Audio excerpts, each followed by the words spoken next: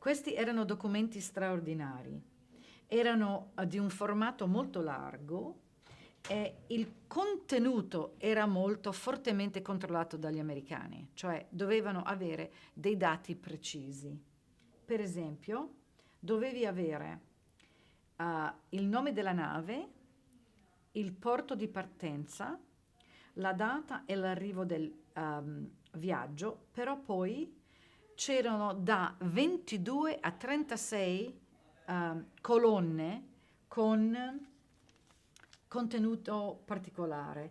Per esempio, dovevi rispondere a, ovviamente, il tuo nome, la tua età, il dato di nascita, ma particolare, quindi tu dovevi dire io ho 6 anni o ho 3 mesi se eri piccolo, dovevi dire se eri sposato o no, dovevi dire se avevi l'abilità di lavorare e dovevi dare un esempio di professione. Allora, per esempio, nel caso di questo documento, io ho il signore che dice che lui era sarto, ma non era tipico avere già questa abilità dall'Italia.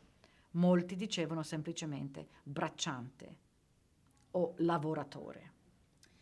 Poi dovevi dare il nome e l'indirizzo completo del tuo parente o dell'amico dove andavi a vivere, dovevi dare l'indirizzo di dove finivi.